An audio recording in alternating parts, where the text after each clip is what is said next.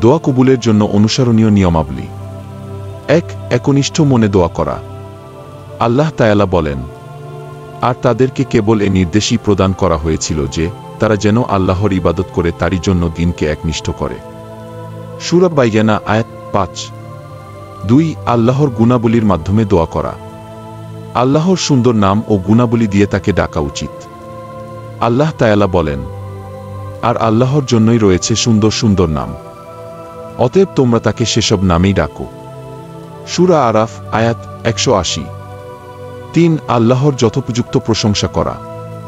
দোয়া করার আগে আল্লাহর প্রশংসা করা অত্যন্ত গুরুত্বপূর্ণ।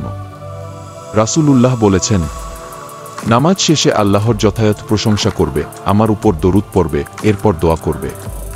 তিরমিজি হাদিস ৩৪৭৬। ৪. দরুদ পড়া। দোয়ার সময় রাসূলুল্লাহ সাল্লাল্লাহু আলাইহি ওয়াসাল্লাম এর উপর দরুদ পড়া উচিত।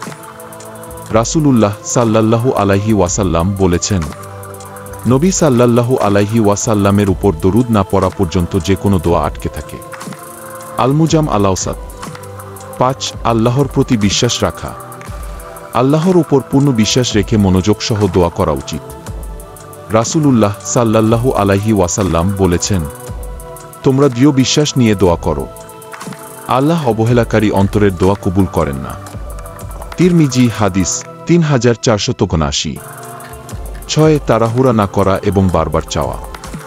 আল্লাহর কাছে বারবার চাওয়া উচিত, তবে দোয়ার ফলাফলের জন্য তাড়াহুড়া করা যাবে না। রাসূলুল্লাহ সাল্লাল্লাহু আলাইহি ওয়াসাল্লাম বলেছেন, বান্দার দোয়া কবুল হয় যতক্ষণ না সে ফলাফলের জন্য তাড়াহুড়া করে। তাড়াহুড়া বলতে বুঝায় আমি দোয়া করেছি কিন্তু কবুল হতে দেখছি না, এমন ভাবনা করা।